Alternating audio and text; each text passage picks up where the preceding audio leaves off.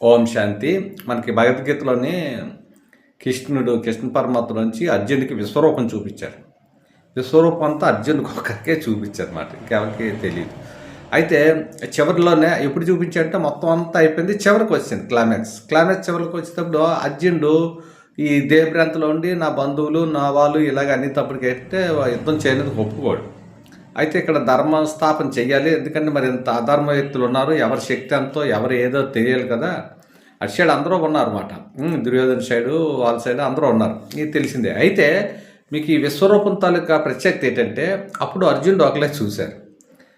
ఎందుకని ఇక్కడ మనకి ఏంటంటే ఎక్కడ ప్రకాశం, ఇప్పుడు అజ్ఞానం అనే అంధకారంలో ఉన్నప్పుడు జ్ఞాన ప్రకాశం ఇస్తారు. జ్ఞాన ప్రకాశం అంటే ఏంటంటే వెలుగు అయినప్పుడు ఏంటంటే మొత్తం అన్నీ మనకు స్పష్టంగా కనబడతాయి, చీకట్లో ఏమీ కనబడవు.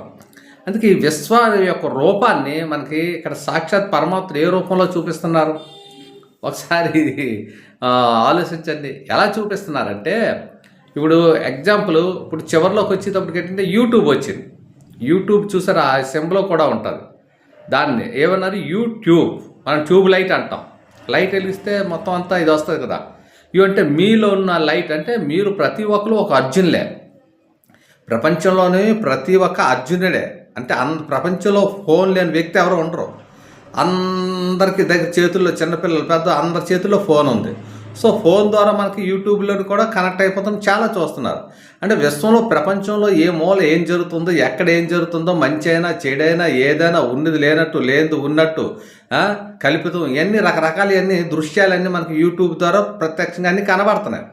విశ్వరూపంలోని ఏ విధంగా అయితే మొత్తం ఆది మధ్య అంత జ్ఞానం అంతా ఎక్స్ప్లెయిన్ చేసి ఇది లేదు, అన్ని మతాలు అన్ని కొనాలు అన్ని మొత్తం టోటల్ A to Z అంటే ఎక్సలెంట్, గాడ్ ఈజ్ గ్రేట్. అంటే భగవంతుడు చివరిలోకి వచ్చేటప్పుడు మొత్తం అంతా రూపాన్ని చూపిస్తాడు. విశ్వరూపం అయిపోయిన తర్వాత యుద్ధాన్ని ప్రారంభిస్తాడు. ఇంక నువ్వు యుద్ధానికి సిద్ధం కా అని మొదలు పెడతాడు. ఎవరికి? అందరికీ. యుద్ధం జరిగేటప్పుడు ఏంటంటే అందరికి తెలియాలి కదా. మరి తెలియనందుకు ఏంటంటే అందుకే భగవంతుడు న్యాయ నిర్ణేత, కరెక్ట్గా న్యాయం తీసుకొని నిర్ణయం చేస్తాడు. దీనికి ముందు ఏం చేస్తానంటే కర్మల కోసం ఆలోచించి కర్మల కోసం కూడా ఎక్స్ప్లెయిన్ చేస్తాడు. ఎందువల్లంటే నేను ఎవరిని అధర్మ చేయను, కర్మ ఎవరు చేసిన వాళ్ళు కర్మలనుసారంగా వాళ్ళు తాలూకా పాత్రలు ఉంటాయి, కానీ నేను ఎవరి దాంట్లోకి ఎంటర్ అవను, చెప్పేవాడిని చేయించేవాడిని అంటాను. అంటే చెప్తాను, చేస్తే నీ కర్మ, చేయకపోతే అది నీ కర్మే. అది రెండు విచిత్ర జ్ఞానం మనకి ఇచ్చారన్నమాట. అందుకే తండ్రి పరమాత్ముడు సాక్షాత్ ఈ ఆది మధ్య అంత జ్ఞానం చెప్తున్నారు కనుక ఈ యూట్యూబ్ ద్వారా మన ప్రపంచంలో విశ్వంలో అందరూ చూస్తున్నాం కనుక చక్కగా పరమాత్మను తెలుసుకొని స్మృతి చెయ్యండి. ఎందుకంటే సమయం లేదు మరి మిత్రమా.